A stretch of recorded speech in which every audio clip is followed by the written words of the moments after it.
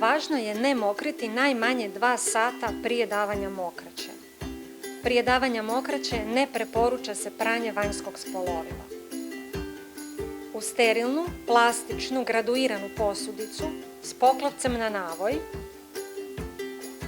izmokriti 10 do 30 ml prvog mlaza mokraće. Naglasak je na prvog mlaza mokraće. Količina mokraće za pretragu ne smije biti manja od 10, niti veća od 30 ml. Odmah po izmokravanju potrebno je prebaciti mokraću u priloženu epruvetu sa transportnom podlogom i žutim čepom.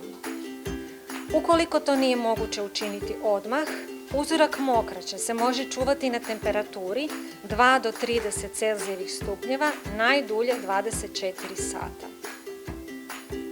Uzorak mokraće se u epruvetu s transportnom podlogom prebacuje priloženom plastičnom pipetom.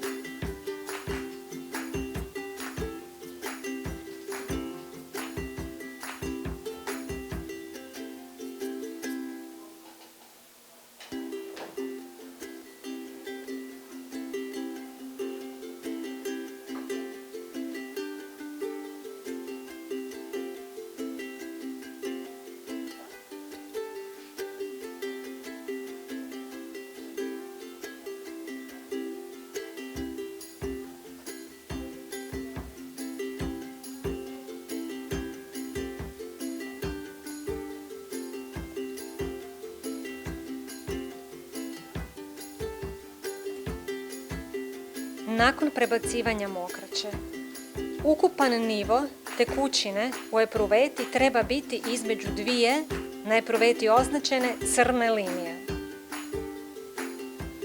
Nakon što je epruveta dobro zatvorena, invertirati je 5 puta kako bi se uzorak promiješao.